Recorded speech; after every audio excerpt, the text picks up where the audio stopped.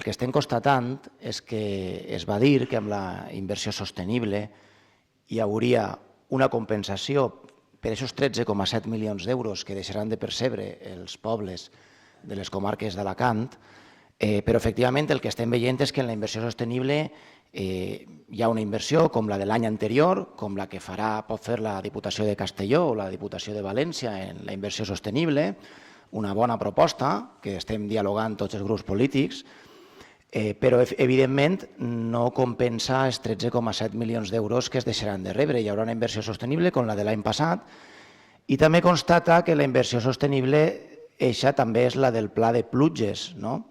Aleshores, un municipi que ja ha tingut grans destrosses en pluges haurà de restar aquesta inversió en pluges a la inversió sostenible. Per tant, que s'ha venut una miqueta com tres plans, però és un.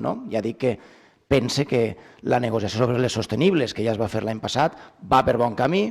Va haver una reunió molt positiva l'altre dia, que no tenim cap problema en valorar positivament, però evidentment no compensa els 13,7 milions d'euros per als pobles que es deixaran de rebre.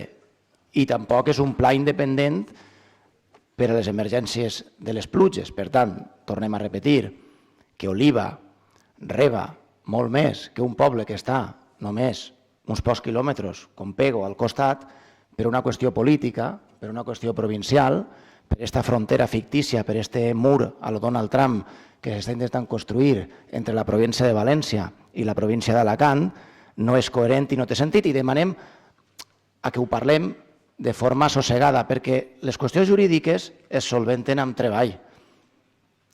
I si es vol, es pot. Gràcies.